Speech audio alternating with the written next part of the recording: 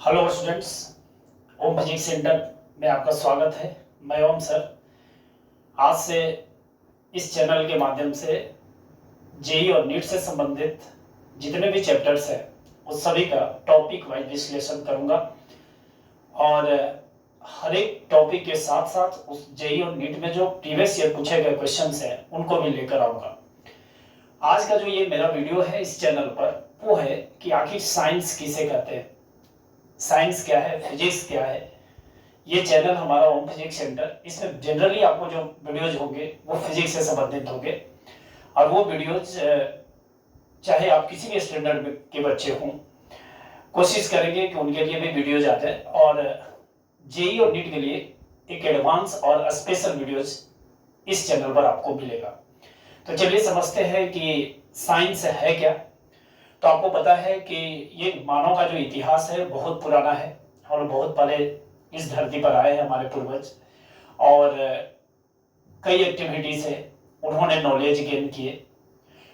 कुछ नॉलेज ऐसे थे जो एक्सपेरिमेंट एंड ऑब्जर्वेशन पर आधारित थे, उन्हीं को साइंस कहा जाता है। तो आप यहाँ पर लिख सकते हैं कि ये knowledge a systematic knowledge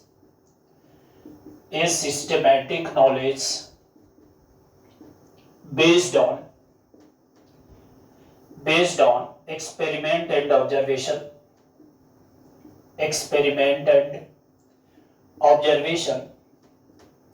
is known as science। अब ये जो साइंस है एक्सपेरिमेंट और ऑब्जर्वेशन पर बेस्ड नॉलेज है। और वो एक्सपेरिमेंट क्या है, ऑब्जर्वेशन क्या है, कई एक्सपेरिमेंट आप क्लास 10 तक किए भी होंगे, कई ऐसे एक्सपेरिमेंट्स है जो आप बाद में करेंगे भी और आप पढ़ेंगे भी। तो यहाँ पर है जैसे कि अगर पहले देखा जाए तो लोगों को मानना यह था कि अर्थ जो है वो सूर्य के चारों ओर सूर्य जो है पृथ्वी के चारों ओर चक्कर लगाते हैं, ऐसा आपको दिखता है जब आप बाहर देखते हैं तो। लेकिन एक्सपेरिमेंट से ये पता चला कि सूर्य जो है वो स्थिर है और अर्थ जो है वो उसके चारों ओर चक्कर लगाती है। इसी तरह से कई प्लैनेट्स हैं, प्लैनेट्स के मौसम है, आप देखते हैं डे नाइट होता है, मौसम परिवर्तन होता है। अभी बहुत ज्यादा गर्मी है, ये आखिर गर्मी क्यों है। सारे चीज जैसे थंडर स्टॉर्म होते हैं, बारिश होती है, आपके जो रेनबो है, ये सब के फॉर्मेशन कैसे होता है, एनर्जी कहाँ से आती है, सनलाइट क्या है, लाइट क्या है, एयर क्या है, सारे चीज के बारे में आप जिसमें जानते हैं वो आपका साइंस है। तो एक्सपेरिमेंट एंड ऑब्जर्वेशन पर बेस्ड नॉलेज को साइंस कहा जाता है। अब साइंस जो है ये एक टर्म साइंटिया से लिया गया है। साइंटिया बेसिकली लैटिन में एक वर्ड है, लैटिन वर्ड है और वहां से इसका नामकरण हुआ है। साइंटिया का मीनिंग होता है अपना टू नो और यहां से इसका नाम दिया गया कि ये साइंस होगा। अब टू नो का मतलब है कि हम कुछ ऐसे चीजों के बारे में जानने की उत्सुकता रखते हैं जो हमारे आसपास घटनाएं घटती है, जो फिनोमेनन होता है, तो उसी से ये साइंस नाम दिया गया है। एक चीज आपको यहाँ पर याद रखना होगा कि साइंस में कोई भी थ्योरी लास्ट थ्योरी नहीं होता है। चाहे किसी भी सब्जेक्ट पर अगर कोई ऑब्जर्वेशन हो रहा है तो हो सकता है अभी कोई लॉज निकल कर आए, उसे कोई निष्कर्ष निकल कर आए, बाद में भी उस पर और कोई भी थ्योरी आ सकता है। तो साइंस में कोई भी theory, there is no last theory, there is no any last theory in science. Science में कोई भी थ्योरी लास्ट थ्योरी नहीं होता है। अब यहां पर है कि फिजिक्स किसे कहते हैं। हम अगर फिजिक्स की बात करें, ओम फिजिक्स सेंटर ये जो चैनल है इसके माध्यम से आपको फिजिक्स से सारे टॉपिक वाइज वीडियोज आपको मिलेंगे। तो पहले हम ये जान ले कि फिजिक्स किसे कहते हैं। तो साइंस को भी कई भागों में बांटा गया है, उसमें इनको जनरली दो भाग में हम लोग बांटते हैं, physical science and biological science. तो साइंस को अगर हम देखें, फिजिकल साइंस और आप इसको डिवाइड किए हैं बायोलॉजिकल साइंस। फिजिकल साइंस में दो सब्जेक्ट हैं, एक है आपका फिजिक्स और एक आपका है केमिस्ट्री। अब फिजिक्स और केमिस्ट्री दोनों आपके फिजिकल साइंस के पार्ट हो जाते हैं। बायोलॉजिकल साइंस दो पार्ट में है आपका। ये बायोलॉजिकल साइंस है, एक आपका है जूलॉजी, जूलॉजी, और एक है आपका बॉटनी, एक है आपका बॉटनी। तो आप यहां पर साइंस को देख सकते हैं दो पार्ट में, और साइंस का जो फिजिकल पार्ट है वो भी दो पार्ट में, उसमें एक हमारा क्या है, फिजिक्स है। अब ये जो फिजिक्स है वो फिजिक्स किसे कहते हैं, तो नेचुरल फेनोमेनन के बारे में जिसमें आप जानकारी लेते हैं उसको फिजिक्स कहा जाता है। आप लिख सकते हैं यहां पर, physics A science in which we study about nature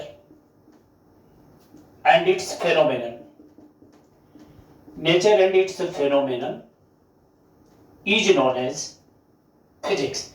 तो फिजिक्स में आप नेचर के बारे में पढ़ते हैं, आप डे नाइट होता है, आपके यहाँ मौसम परिवर्तन होता है, कई फेनोमेनन्स हैं, यहाँ पर थंडर स्टॉर्म्स हो जाते हैं, रेनबो बनता है, कई तरह की चीजें हैं, लाइट क्या है, ये सारी चीज के बारे में आप पढ़ेंगे, उसका नाम आपका फिजिक्स है।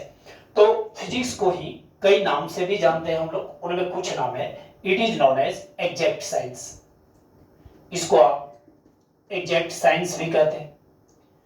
It is known as experimental science, इसको हम लोग एक्सपेरिमेंटल साइंस भी बोलते हैं।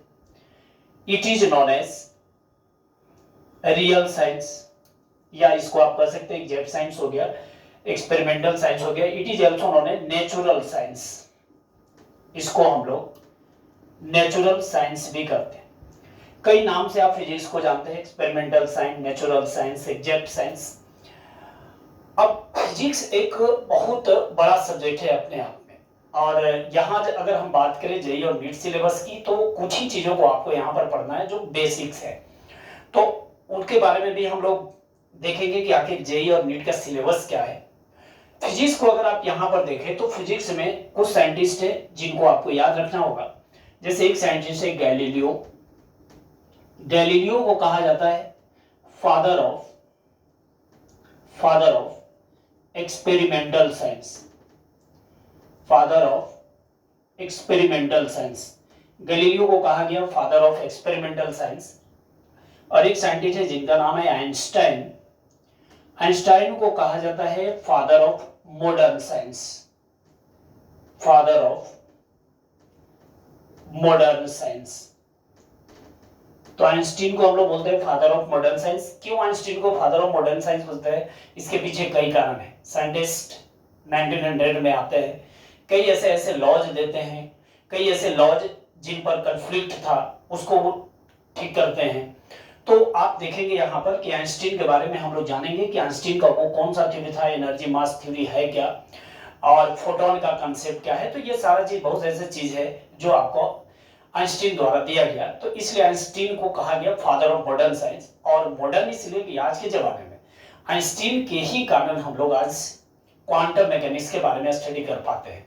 आखिर क्वांटम मैकेनिक्स क्या है, क्लासिकल मैकेनिक्स क्या है, तो इसको जानने से पहले आपको ये जानना होगा कि जो फिजिक्स है वो दो पार्ट में इसको भी डिवाइड किया गया। फिजिक्स को दो पार्ट में डिवाइड किया गया। एक फिजिक्स का नाम है आपका क्लासिकल फिजिक्स, क्लासिकल फिजिक्स, और एक फिजिक्स है आपका मॉडर्न फिजिक्स। अब मॉडर्न फिजिक्स और क्लासिकल फिजिक्स, ये दो पार्ट में अगर हम फिजिक्स को डिवाइड करते हैं, ऐसे तो फिजिक्स कई पार्ट में है, लेकिन अगर बेसिकली हम ये दो पार्ट में यहां पर अगर हम डिवाइड करते हैं इनको, तो इसमें क्लासिकल फिजिक्स में आप जनरली पढ़ते हैं मैक्रोस्कोपिक पार्टिकल के बारे में, माइक्रोस्कोपिक पार्टिकल के बारे में आप इसमें स्टडी करते हैं क्लासिकल फिजिक्स में। माइक्रोस्कोपिक पार्टिकल क्या है, तो वैसे पार्टिकल जिनका size 10 to the power -6 metre से ज्यादा होता है उनको क्लासिकल फिजिक्स कहा जाता है।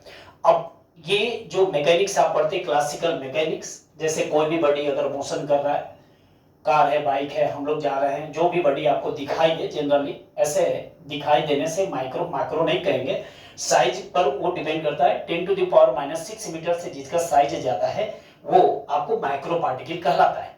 तो क्लासिकल फिजिक्स जो आप देख रहे हैं यहाँ पर, क्लासिकल मैकेनिक्स इसी में आता है, क्लासिकल मैकेनिक्स। और इसमें हम लोग जब पढ़ेंगे तो माइक्रो पार्टिकल के बारे में पढ़ते हैं। न्यूटन्स लॉ ऑफ मोशन जो आप क्लास 9th में पढ़े, वो न्यूटन्स लॉ ऑफ मोशन इसमें वैलिड है। Newton's laws of motion is valid, Newton's laws of motion जो है आपका वो वैलिड है क्लासिकल फिजिक्स में। मॉडर्न फिजिक्स की अगर हम बात करें तो मॉडर्न फिजिक्स, ये जो फिजिक्स है इसमें आप पढ़ते हैं माइक्रो पार्टिकल के बारे में, micro particle, study about micro particle. और माइक्रो पार्टिकल उनको कहा जाता है जिसका size is less than 10⁻⁻⁶ metre. वैसे पार्टिकल जिनका साइज 10⁻⁻⁶ मीटर से कम होता है उनको माइक्रो पार्टिकल कहते हैं। अब 10⁻⁻⁶ मीटर से कम वाले जो पार्टिकल होंगे, साइज उससे कम जो पार्टिकल होंगे वो आपको दिखाई नहीं देते, जनरली हम लोग को नहीं दिखाई देते। तो ये कौन है, तो इनमें आपको इलेक्ट्रॉन्स आ जाएंगे, इलेक्ट्रॉन, प्रोटॉन, यानी कि आप कह सकते हैं एटम के बारे में हम लोग इसमें पढ़ते हैं, एटॉमिक फिजिक्स इसमें आ जाएगा। इस फिजिक्स में हम लोग कह सकते हैं क्वांटम मैकेनिक्स यहाँ पर आएगा, क्वांटम मैकेनिक्स। और क्वांटम मैकेनिक्स आपको जो दिया गया वो आइंस्टीन के कारण ही दिया गया। तो फिजिक्स को दो पार्ट में डिवाइड एक समय के अनुसार भी किया गया है। वो फिजिक्स जो 1900 के बाद का है, after 1900 physics is known as modern physics. और 1900 के पहले, बिफोर 1900 जो फिजिक्स है that physics is known as classical physics. तो 1900 के बाद बहुत ऐसे चीज की खोज हो गई और साइंस बहुत तेजी से रफ्तार पकड़ा। और आज आप जान रहे हैं कि साइंस हम लोग के साथ कहां पर खड़ा है। आज हम लोग बात कर रहे हैं, आप आज एरोप्लेन से घूम रहे, कार है, बाइक है, पहले घोड़ा से लोग चलते थे, टमटम से लोग चलते थे, पहले बैलगाड़ी था। आज साइंस में आप देख रहे हैं कि एरोप्लेन, अब तो और बात अगर करते हैं तो अभी टेलीपोर्टेशन आने वाला है। टेलीपोर्टेशन, कुछ साइंटिस्ट को इसमें सफलता भी मिला है, जिनको नोबेल प्राइज भी मिल चुका है। अभी टेलीपोर्टेशन में क्या होगा कि किसी भी बॉडी को बिना किसी साधन के एक जगह से दूसरे जगह सेकंडों में भेजा जा सकता है। मतलब यहाँ तक कि कुछ सेकंड से हम अमेरिका का सफर कर सकते हैं बिना किसी गाड़ी और किसी साधन के। तो अब ये कैसे संभव है, अभी आया नहीं है, लेकिन नोबेल इस पर मिल चुका है साइंटिस्ट को पिछले साल। तो आप देख सकते हैं टेलीपोर्टेशन का जमाना आ गया है। कई ऐसे चीज आ रहे हैं आपको जिससे कि आपको हैरानी होगी। अगर आप देखें तो अगर आप यूज करते हैं, वीडियो कॉलिंग है, ये मोबाइल फोन्स वगैरह जितने भी आप देख रहे हैं, डिजिटल युग जो देख रहे हैं, सब मॉडर्न साइंस में ही हो सकता है। ये पॉसिबल था, पहले नहीं था। तो आने वाला समय और भी बेहतरीन होने जा रहा है साइंस के लिहाज से। तो उम्मीद करते हैं कि ये वीडियो आपको आज अच्छा लगा होगा। एक शॉर्ट में हमने आपको ये बताने का प्रयास किया कि साइंस क्या है और ये जेई और नीट में इसका क्या वैल्यू है, क्या सिलेबस है। तो नेक्स्ट वीडियो में हम लेकर आएंगे कि IIT जेई क्या है और